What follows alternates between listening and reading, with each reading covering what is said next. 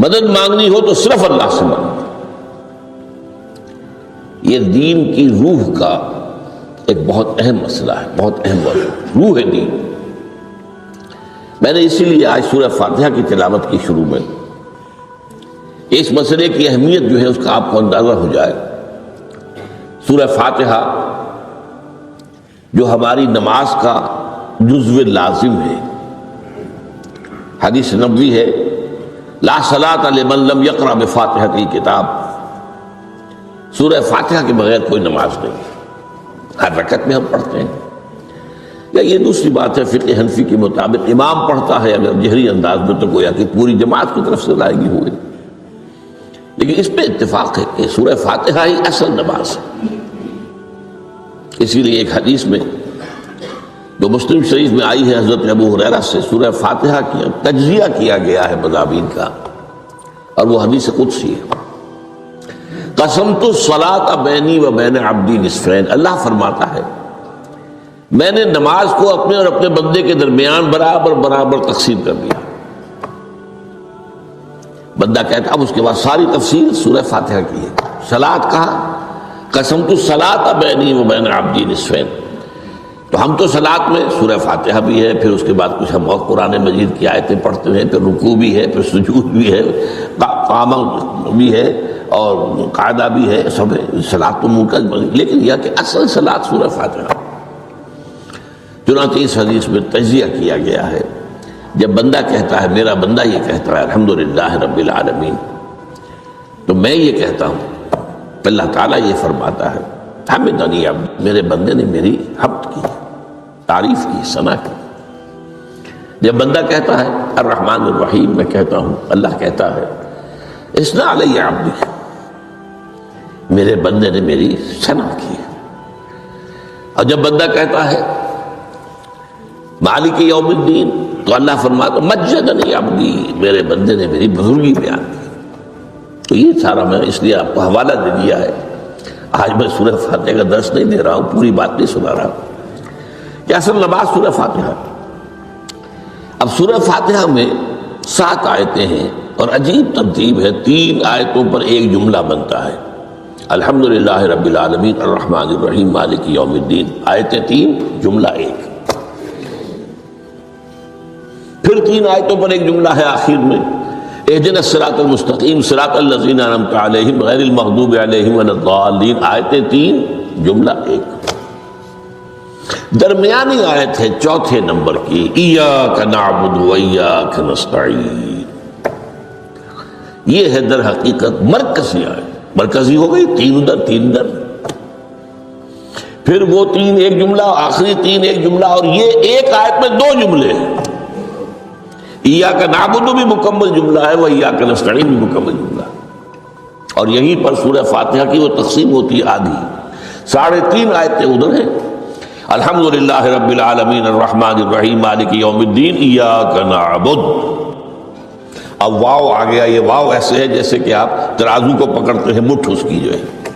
اب 3.5 آیتیں ہیں، وَإِيَّاكَ نَسْتَعِينُ اهْدِنَا الصِّرَاطَ الْمُسْتَقِيمَ صِرَاطَ الَّذِينَ أَنْعَمْتَ عَلَيْهِمْ غَيْرِ الْمَغْضُوبِ عَلَيْهِمْ وَلَا الضَّالِّينَ۔ یہ جو مرکزی آیت ہے، اس میں 2 باتوں کا ذکر ہے۔ ایاک نعبد، ایک تو ہم اقرار کرتے ہیں کہ اللہ ہم صرف تیری ہی بندگی کرتے ہیں اور کرتے رہیں گے، یہ حال اور ماضی، حال اور مستقبل دونوں کو محیط ہے۔ اور دوسرا وَإِيَّاكَ نَسْتَعِينُ، اور صرف تجھ ہی سے مدد مانگتے ہیں اور مانگتے رہیں گے۔ یہ گویا کہ دین کا ایک مرکزی نقطہ ہے، جو صلاۃ کا مرکزی نقطہ ہے، وہی در حقیقت دین کا مرکزی نقطہ ہے۔ اب ہم اس پر غور کر چکے ہیں، 40 نبوی کی حدیث نمبر 3 جو ہے وہ اس پر ہے، ایاک نعبد۔ اس میں گفتگو ہو چکی ہے تفصیل سے کہ عبادت کا تصور کیا ہے، جس کے لیے انسان کو پیدا کیا گیا، وما خلقت الجن والانس الا لیعبدون۔ اور تمام رسولوں کی دعوت کا مرکزی نقطہ ان اعبدوا اللہ ما لکم من الہ غیرہ، زندگی آمد برائے بندگی، زندگی بے بندگی شرمندگی۔ اور اس میں جو کنفیوژن ہم نے پیدا کر دیا ہے کہ عبادت کو عبادات کے مترادف قرار دے دیا. نماز، روزہ، حج اور زکوٰۃ یہ عبادات ہیں. وہ عبادت جس کے لیے ہمیں پیدا کیا گیا ہے وہ یہ چیزیں نہیں ہیں. وہ ہے پوری زندگی میں ہمہ تن، ہمہ وقت، ہمہ جہت اللہ کی اطاعت. ہر وقت نماز تو نہیں پڑھی جاتی، ہر روز روزہ تو نہیں رکھا جاتا. یہ جو کہا کہ میں نے صرف تمہیں پیدا ہی اس لیے کیا کہ میری عبادت کرو، تو عبادت سے مراد یہ چیزیں نہیں ہو سکتی. یہ در حقیقت اس عبادت کے لیے سپورٹس ہے. جیسے 4 ستون ہیں، ان پر چھت ہے، چھت کو سپورٹ دینے کے لیے ستون ہے.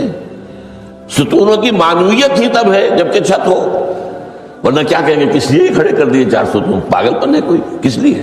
What for? جب تک کہ چھت کا تصور نہ ہو. شامیانے کے لیے 4 آپ نے بانس کھڑے کیے ہیں، کس لیے؟ اس شامیانے کو سپورٹ کرنے کے لیے. تو اب اس میں جو ایک مضمون آیا وہ یہاں بھی آ گیا اس حدیث میں. تو قرآن مجید کی آیت میں ایاک نعبد و ایاک نستعین، یہ ہے دوسری بات جس پر کہ آج کی ہماری مرکزی جو مضمون ہے وہ یہ حدیث. تجھ ہی سے مدد مانگتے ہیں اور مانگتے رہیں گے. اللہ تعالیٰ سے مدد مانگنا. اب آپ لوگ سمجھیے کہ مدد جو مانگی جاتی ہے مختلف الفاظ استعمال ہو سکتے ہیں. استعانت وہ اس حدیث میں بھی آیا، قرآن میں بھی آیا سورہ فاتحہ میں ایاک نستعین.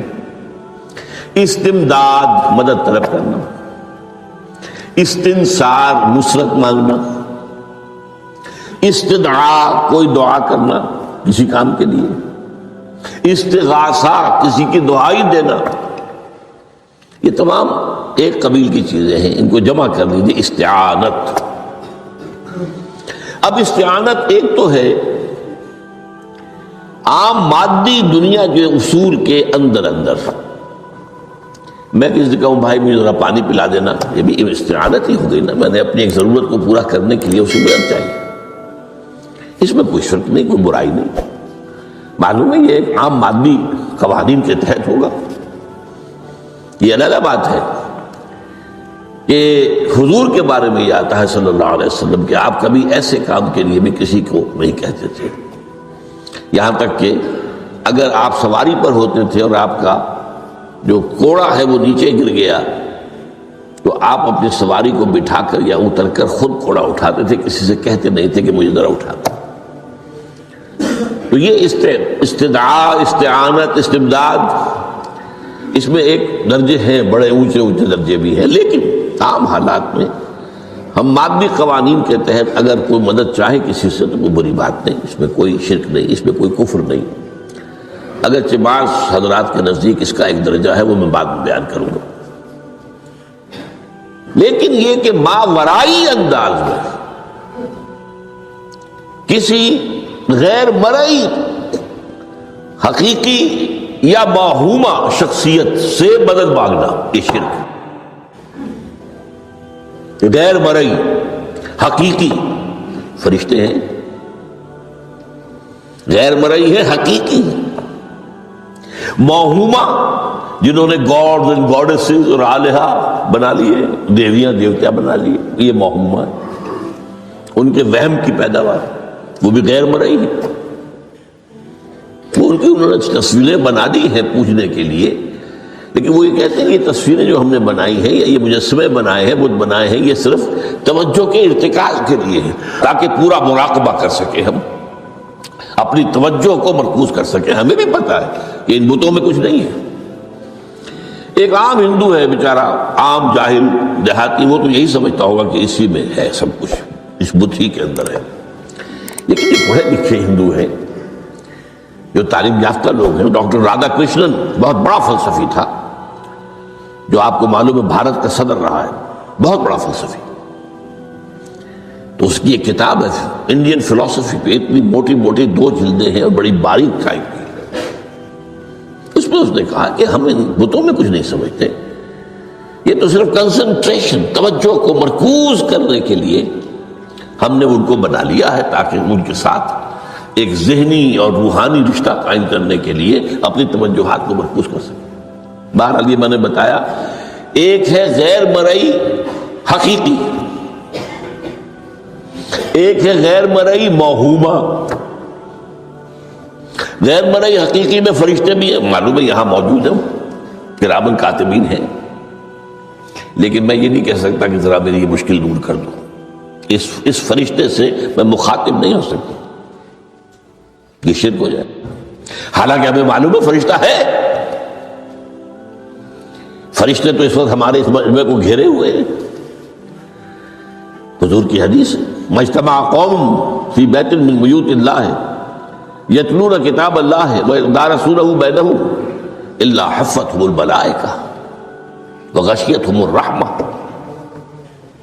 جب بھی کبھی میرے گھروں میں سے کسی گھر میں میرے بندے جمع ہوتے ہیں قرآن کو پڑھنے اور سمجھنے کے لیے، سمجھنے سمجھانے کے لیے، تو فرشتے ان کے گرد گھیرا ڈال لیتے ہیں اور ان پر رحمت چھا جاتی ہے اور سکینت ان پر آسمان سے نازل ہوتی ہے.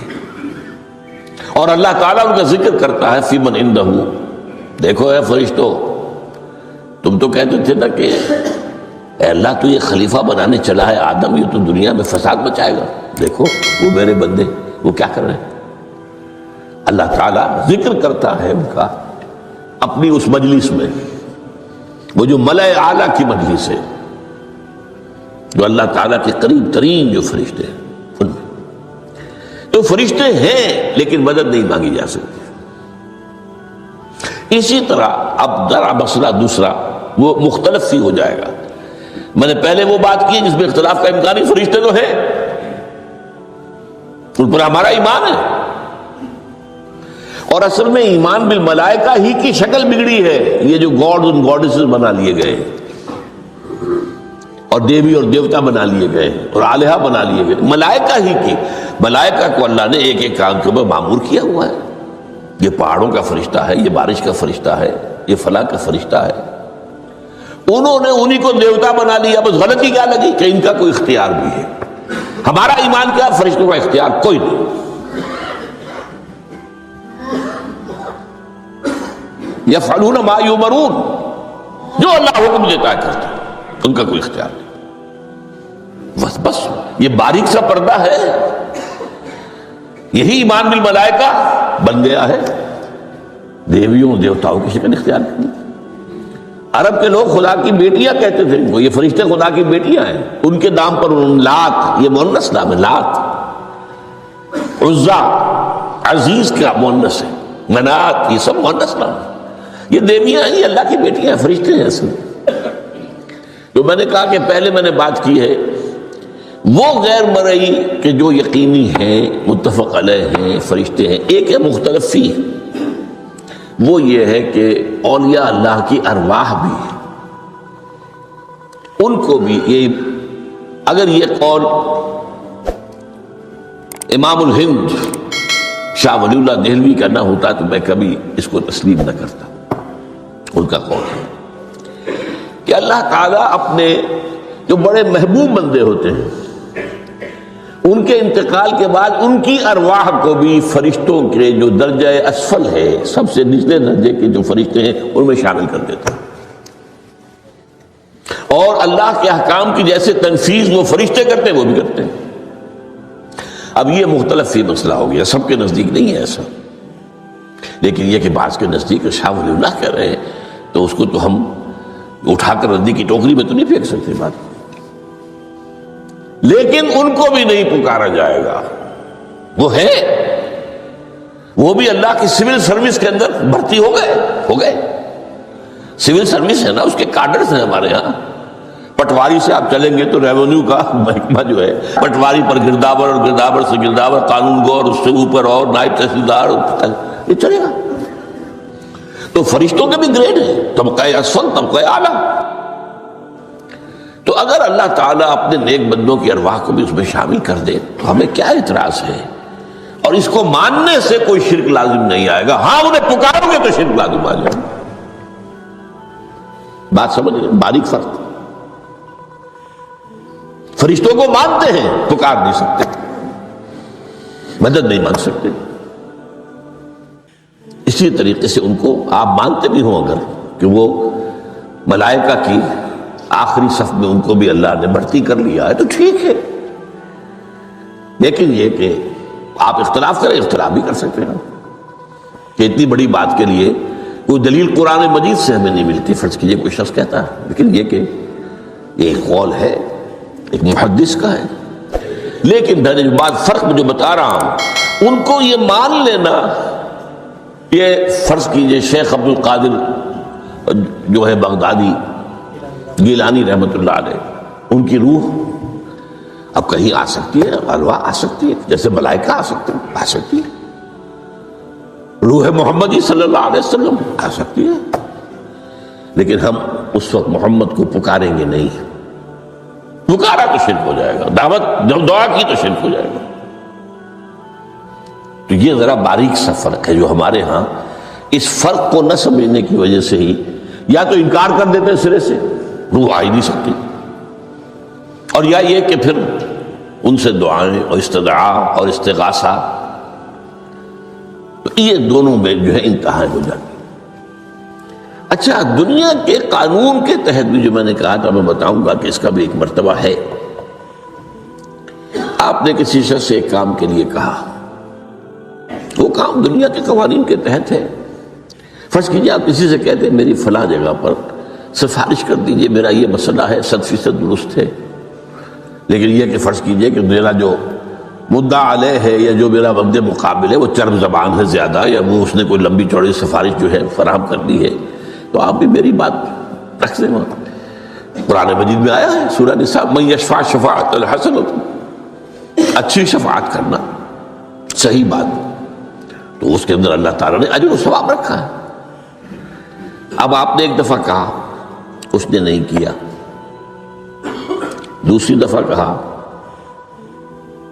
نہیں کیا، پھر کہا، تو یہ میں ایک بزرگ کا قول آپ کو بتا رہا ہوں کہ یہ شرک ہو جائے گا۔ ایک دفعہ کہا ٹھیک ہے یہ سوال ہے، دوسری دفعہ کہا یہ بھی چلیے معاف، اب تیسری دفعہ، اس کا مطلب یہ کہ آپ نے یہ بات سمجھ لی ہے کہ آپ کا خیر اسی کے ہاتھ میں ہے، اور یہ شرک خفی ہو جائے گا۔ ٹھیک ہے، آپ نے کہا اگر وہ کر دے ٹھیک، کوئی اعتراض نہیں۔ تو یہ باتیں بھی سمجھنے کی ہے، کیونکہ آدمی جو ہے اگر پیچھے پڑ جاتا ہے، کہتا رہتا، مطلب ہوا کہ اس کے ذہن میں یہ بات بیٹھ گئی ہے کہ تمہارا خیر جو ہے، تمہاری بھلائی اسی کے ہاتھ میں نہیں۔ بہرحال اس تمہید کے بعد اب ہم پڑھ رہے ہیں، حضرت ابن عباس فرماتے ہیں رضی اللہ تعالیٰ عنہ، کنت خلف النبی یوما صلی اللہ علیہ وسلم، ایک دن میں حضور کے پیچھے تھا۔ اب پیچھے ہونے سے کیا مراد ہے؟ گمان غالب یہ ہے کہ سواری پر، جس کو ردیف بھی کہتے ہیں، اللہ عالم یہ بھی ہو سکتا ہے کہ چلتے ہوئے پیچھے پیچھے چل رہے ہیں، ادب کے ساتھ، چچا زاد بھائی ہیں لیکن عمر میں تو بہت چھوٹے ہیں، نوجوان ہیں۔ اس کیفیت میں حضور نے اب ان سے خطاب کیا، یا غلام، اے نوجوان، اے لڑکے کہا، اے لڑکے، اعلمک کلمات، میں تمہیں تلقین کرتا ہوں چند کلمات۔ اب یہ ہے حضور کا طریقہ تربیت و تعلیم و تزکیہ۔ وہاں کوئی مدرسے نہیں تھے، وہاں کوئی درس کی محفلیں تو نہیں ہوتی تھی، محفل تو ایک ہی ہوتی تھی ہفتے میں، اور وہ جمعے کا اجتماع ہے، باقی حضور کی صحبت ہے، فجر کی نماز کے بعد بھی آپ بیٹھے ہیں، صحابہ بھی بیٹھ گئے، کچھ گفتگو ہو رہی ہے، اسی میں تربیت، اسی میں تعلیم، اسی میں تزکیہ۔ وہ علیحدہ ذکر کے حلقے جو ہے وہ ضربے مارنے کے لیے یہ تو نہیں تھے، یہ تو بات کی ایجاد ہے، میں تو سب مانتے ہیں کہ یہ بات کی ایجاد ہے، یہ مصنوع چیزیں نہیں۔ بہرحال حضور نے اے لڑکے یا اے بیٹے، جو بھی آپ اس کا ترجمہ کریں، میں تمہیں چند باتیں سکھاتا ہوں۔ مطلب کیا ہے؟ وَعَلِّمُكَ كَلِمَاتٍ، توجہ سے سنو، غور سے سنو، حفظ جان بنا لو۔ احفظ اللہ یحفظک، پہلا کلمہ، اللہ کی حفاظت کرو وہ تمہاری حفاظت کرے گا۔ اب اس سے مراد کیا ہے؟ عام طور پر سمجھا گیا ہے کہ اللہ کے احکام کی حفاظت کرو، کوئی حکم ٹوٹنے نہ پائے، وہ تمہاری حفاظت کرے گا۔ اور ایک مفہوم یہ بھی ہو سکتا ہے اللہ کو اپنے دل میں محفوظ رکھو، اس کی یاد سے اس دل کو، اس خانہ قلب کو خالی نہ ہونے دو، مستحضر رکھو اللہ کو اپنے دل میں، تو اللہ تمہاری حفاظت کرے گا، اللہ تمہیں یاد رکھے گا۔ اور حدیث قدسی میں یہ الفاظ آئے، میرا بندہ جب مجھے اپنے دل میں یاد کرتا ہے میں بھی اسے اپنے دل میں یاد کرتا ہوں۔ جب میرا بندہ کسی محفل میں میرا ذکر کرتا ہے میں اس سے کہیں بہتر محفل میں اس کا ذکر کرتا ہوں۔ اللہ کی محفل تو ملائکہ اعلیٰ کی ہے، ملائکہ مقربین کی ہے۔ وہ جو امیر خسرو کا شعر ہے وہ پتہ نہیں کس کیفیت میں انہوں نے کہا ہے، خدا خود میر محفل بود اندر لامکاں خسرو، محمد شمع محفل بود شب جائے کہ من بودم۔ اے خسرو، رات میں جہاں تھا وہ رات کوئی کیفیت تھی جو گزری ہے، وہ ایک لامکان کی محفل تھی۔ اب مکان نہیں ہے، لامکان ہے، مادی نہیں ہے وہ۔ اس کی محفل میں میر محفل اللہ تھا اور شمع محفل محمد تھے صلی اللہ علیہ وسلم۔ خدا خود میر محفل بود اندر لامکان خسرو، محمد شمع محفل بود شب جائے کہ من بودم۔ بہرحال اللہ کو تم اپنے دل میں مستحضر رکھو، اللہ تعالیٰ تمہیں بھی یاد رکھے گا۔ دوبارہ فرمایا احفظ اللہ تجدہ امامک تجاہک، اللہ کو یاد رکھو تو اپنے سامنے موجود پاؤ گے، جب چاہو دعا کرو۔ وہ جو بات کہا ہے کہ دل میں ہے، جب چاہو مخاطب ہو جاؤ۔ دل کے آئینے میں ہے تصویر یاد، جب ذرا گردن جھکائی دیکھ لی، کہیں دور تو نہیں ہے۔ نحن اقرب الیہ من حبل الورید، تمہارے دل میں اللہ ہے تو کہاں جا رہے ہیں اس کو ڈھونڈنے کے لیے؟ اپنے دل میں۔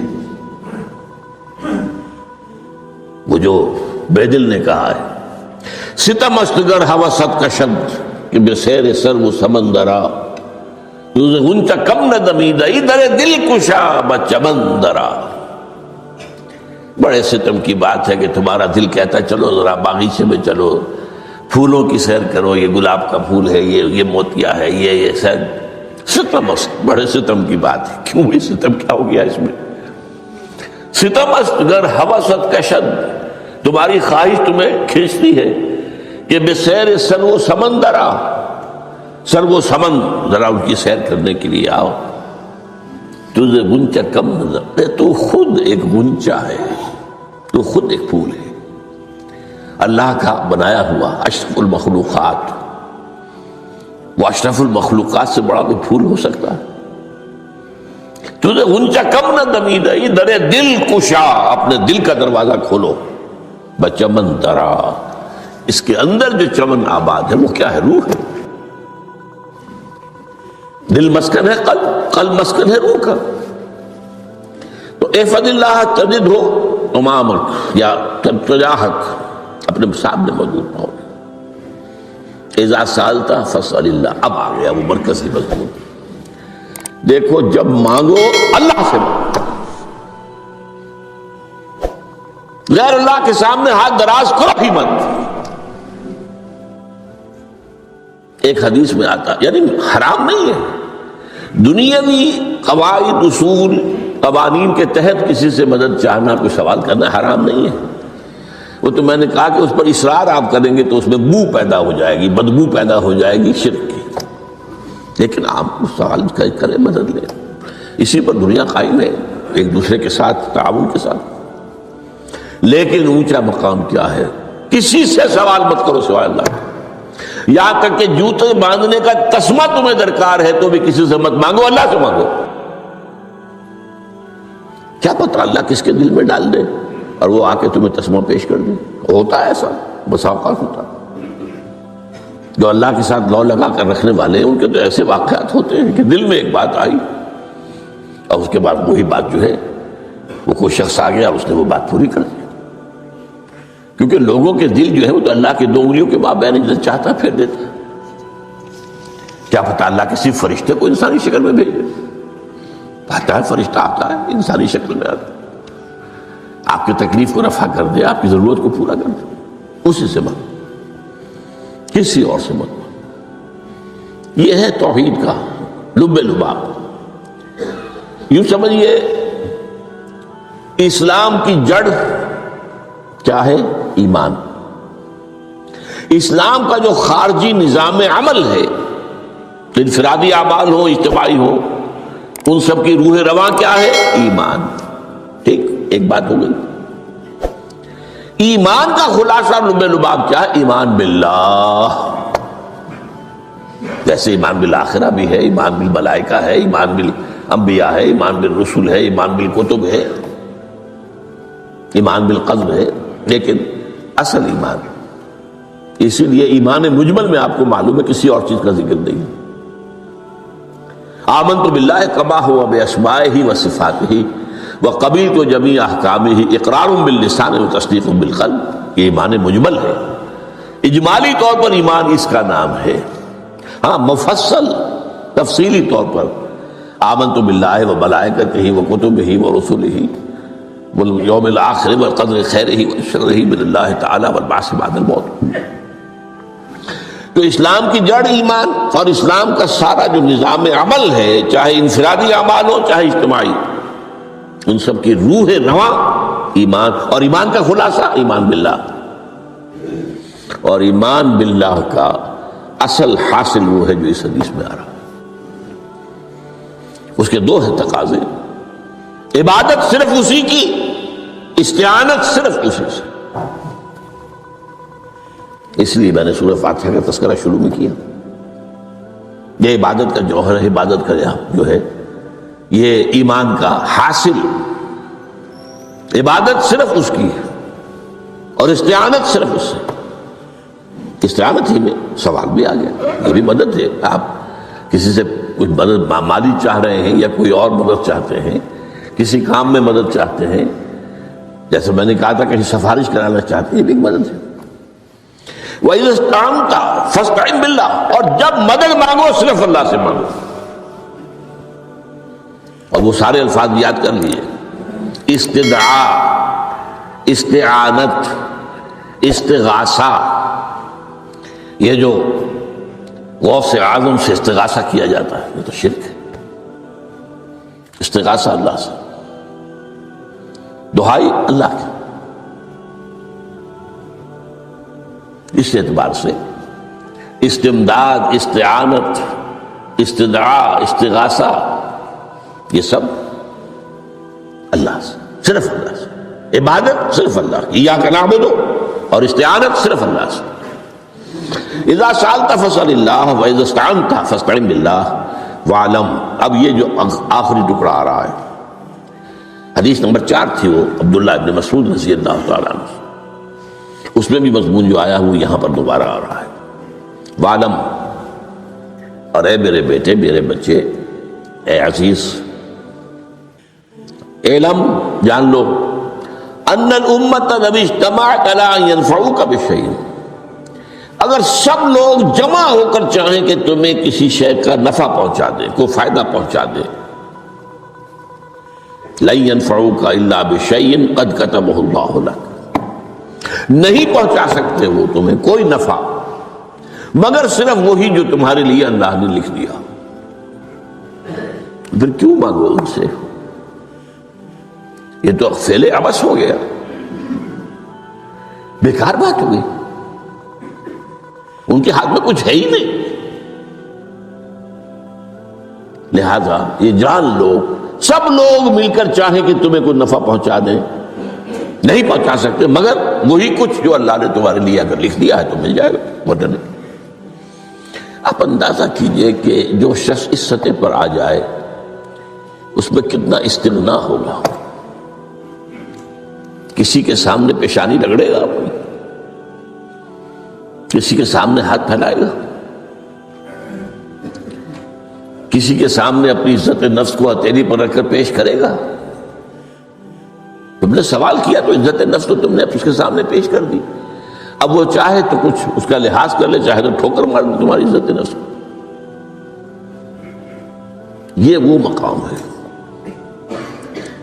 جب مانگو صرف اللہ سے، جب مدد طلب کرو صرف اللہ سے، اور جان لو اگر تمام لوگ جمع ہو کر تمہیں کوئی فائدہ پہنچانا جائے نہیں پہنچا سکتے، الا بشیء قد کتب اللہ لک وان اجتمعوا علی ان یضروک بشیء لم یضروک الا بشیء قد کتب اللہ علیک، اگر سب مل کر چاہیں تمہیں کوئی نقصان پہنچا دے نہیں پہنچا سکتے مگر وہی کچھ جو اللہ نے تمہارے لیے لکھ دیا۔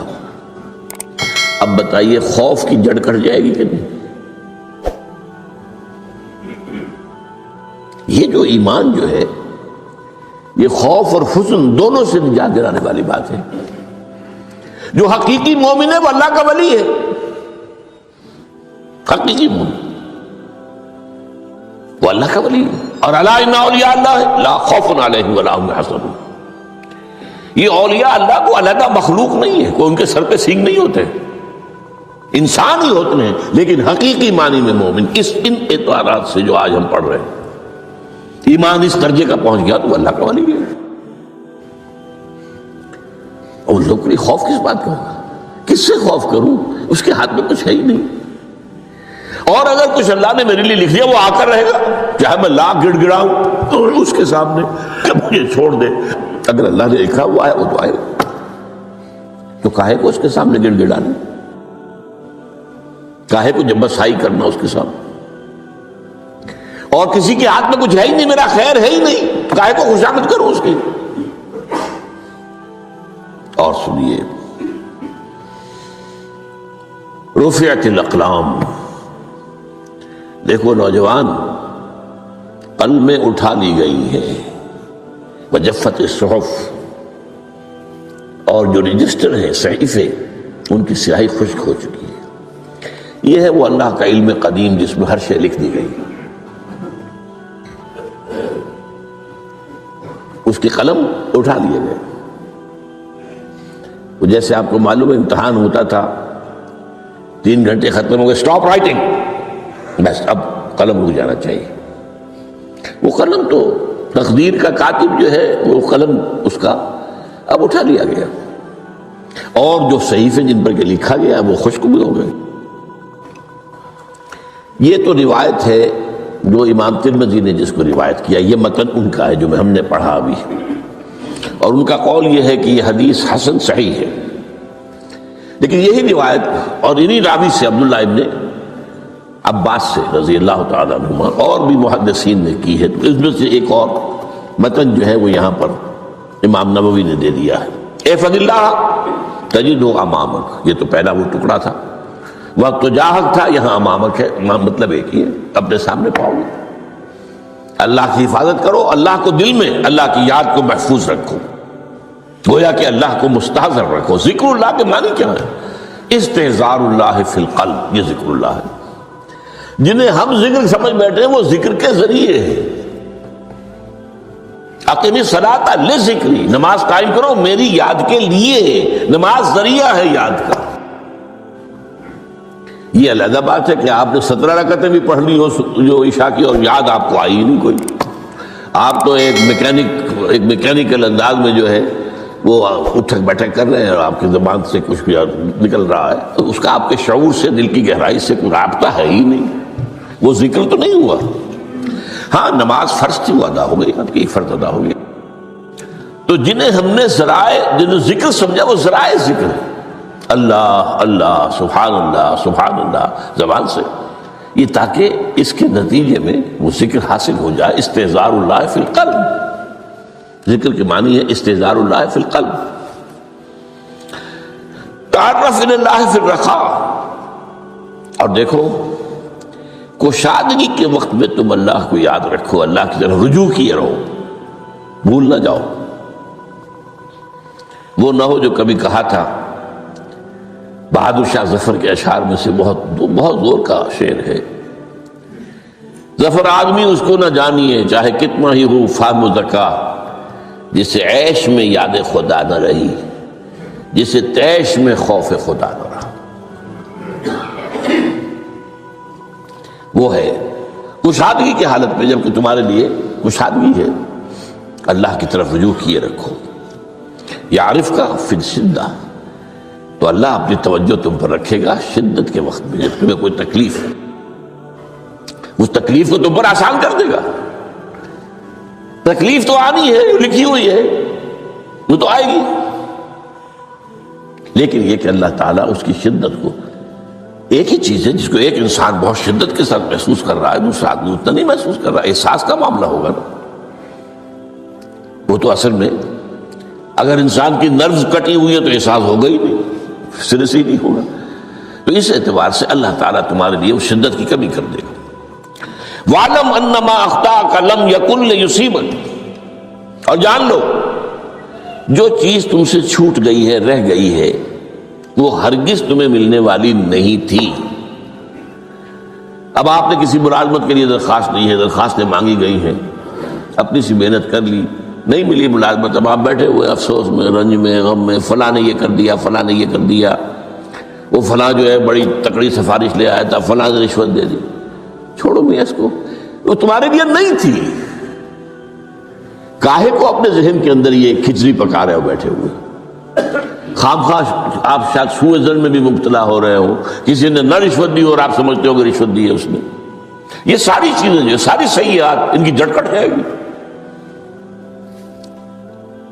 وَعْلَمْ أَنَّ مَا أَخْطَأَكَ لَمْ يَكُنْ لِيُصِيبَكَ وَمَا أَصَابَكَ، اور جو چیز تم پر آ گئی، لم یکن لیخطئک، ہو ہی نہیں سکتا تھا کہ وہ تم پر نہ آتی۔ یہ کر لیتا تو ہو جاتا، شاید یہ کر لیتا، میں نے ٹیکا پہلے لگوا لیا ہوتا تو یہ بات نہ ہوتی۔ بھائی وہ جو ہونا تھا وہ ہونا تھا۔ اب یہ وہ چیز ہے جس سے انسان میں کیفیت پیدا ہوتی، تسلیم و رضا۔ ہم بھی تسلیم کی خو ڈالیں گے، بے نیازی تیری عادت ہی صحیح، اے اللہ جو تو نے چاہا مجھے قبول ہے۔ اسی لیے میں نے آپ کو آیتیں سنائیں سورہ تغابن کی، ما اصاب من مصیبت الا باذن اللہ، کوئی مصیبت نہیں آتی مگر اللہ کے اذن سے۔ ومن یؤمن باللہ یہد قلبہ، جو اللہ پر ایمان رکھتا ہو اللہ اس کے دل کو ہدایت دے دیتا ہے۔ ہدایت کس بات کی؟ تسلیم و رضا۔ ستمست گر حوست کا شد کہ میں سر سلو سمندرا، نہیں یہ دوسرا اس میں پڑھنا چاہتا تھا، سر دوستان سلامت کہ تو خنجر آزمائی، نہ شبد نصیب دشمن کے شبد ہلا کے تیغت۔ اے اللہ تیری طرف سے ہے، مجھے قبول ہے، اور بظاہر مجھے تکلیف ہو رہی ہے لیکن یقیناً اس میں میرا کوئی خیر ہے۔ یدک الخیر، تیرے ہاتھ میں تو خیر ہی خیر ہے، جو بھی تیری طرف سے آئے۔ سر تسلیم خم ہے جو مزاج یاد میں، اور یہ مضمون جو ہے زیادہ بڑے پیمانے پر سورہ حدید میں آیا ہے۔ ما اصاب من مصیبت فی الارض ولا فی انفسکم الا فی کتاب من قبل ان نبرأہا، کوئی مصیبت نہیں آتی نہ تمہاری جانوں میں نہ زمین میں زلزلہ آ جانا، سیلاب آ جانا، کچھ اور زمین کا دھنس جانا، یا یہ ہے کہ تمہاری جانوں میں کوئی بخار ہو گیا، کوئی اور تکلیف ہو گئی، اچانک معلوم ہوا کہ صاحب جو کینسر ہے، اور کینسر بھی اب 3rd سٹیج کو پہنچ چکا ہے، لیکن جو بھی آیا ہے وہ اللہ کے علم قدیم کی کتاب میں پہلے سے لکھا ہوا ہے۔ فی کتاب من قبل ان نبرأہا، یہ ایک کتاب میں درج ہے اس سے پہلے کہ ہم اسے ظاہر کریں۔ اس کا نتیجہ کیا نکلنا چاہیے؟ لیکن لا تاسوا علی ما فاتکم ولا تفرحوا بما آتاکم، افسوس نہ کیا کرو جو تم سے جاتا رہے، چھوٹ جائے، کوئی عزیز فوت ہو گیا، کوئی موقع ہاتھ سے نکل گیا، ارے بھائی میں چوک گیا، بڑا موقع تھا، اب اس پر افسوس کر رہے ہیں۔ نہیں، جو چیز لیکن لا تاسوا علی ما فاتک ولا تفرحوا بما آتاک، جو اللہ تمہیں دے دے اس پر اتراؤ مت۔ وما اصابک لم یکن لیخطئک واعلم ان النصر مع الصبر، اور جان لو اللہ کی مدد صبر کے ساتھ آتی ہے، جو آئے اس کی طرف سے جھیلو، زبان پر کلمہ شکوہ اور شکایت نہ آئے، اللہ سے شکایت نہ آئے، تسلیم و رضا، جو تیری رضا ہے۔ تیری صحت ہمیں منظور ہے، لیکن اس کو مولانا محمد علی جوہر ایک مرتبہ جیل میں گئے، ایک بیٹی بیمار ہوئی، فوت ہو گئی۔ اس کے بعد دوسری مرتبہ پھر جیل میں گئے، دوسری بیٹی کو وہی بیماری ہوئی۔ جیل میں اطلاع ملی کہ بیٹی کو یہ بیماری ہو گئی ہے، تو خط لکھا اشعار کی شکل میں۔ اس کا آخری شعر یہ ہے: تیری صحت ہمیں منظور ہے لیکن اس کو نہیں منظور تو پھر ہم کو بھی منظور نہیں۔ ہم تو چاہتے ہیں بیٹی کے تجھے شفا ہو جائے، اسے منظور نہیں تو پھر ہمیں بھی منظور۔ وَعَلَمَ أَنَّ النَّصْرَ مَعَ الصَّبْرِ وَأَنَّ الْفَرَجَ مَعَ الْكَرْبِ۔ فرج، فراخی، کھل جانا کسی چیز کا، یہ ہے کرب کے ساتھ، تکلیف کے ساتھ، تکلیف ہوتی ہے ساتھ۔ اللہ نے قانون بنایا ہے دنیا کا۔ اب آپ اندازہ کیجئے بچے کی ولادت میں ماں کو کتنی تکلیف اٹھانی پڑتی ہے۔ آج کل تو فیشن ہو گیا ہے، سیدھے سیدھے جاؤ آپریشن کراؤ، تکلیف سے بچ جاؤ، لیکن یہ ہے کہ یہ بھی آپ کے علم میں ہوگا، وہ ساری تکلیف جیسے ہی بچے کو لا کر ماں کے برابر لٹایا ہے، ساری تکلیف ختم، پھر جو راحت اس سے میسر آتی ہے۔ ان الفرج مع الکرب وان مع العسر یسرا، اسی لیے میں نے وہ آیتیں بھی پڑھی تھی، ان مع العسر یسرا ان مع العسر یسرا۔ اس دنیا میں یہ اللہ نے نظام بنایا ہے، سختیاں جھیلنی ہی ہوں گی۔ لقد خلقنا الانسان فی کبد، ہم نے انسان کو پیدا کیا مشقت کے اندر، مشقت تو کرنی پڑے گی۔ کسی کی جسمانی مشقت زیادہ، کسی کی ذہنی مشقت زیادہ، مشقت سے چارہ۔ اگر آپ ڈاکٹر اسرار احمد کے پیغام کو زندہ رکھنا چاہتے ہیں، چینل کو سبسکرائب کریں۔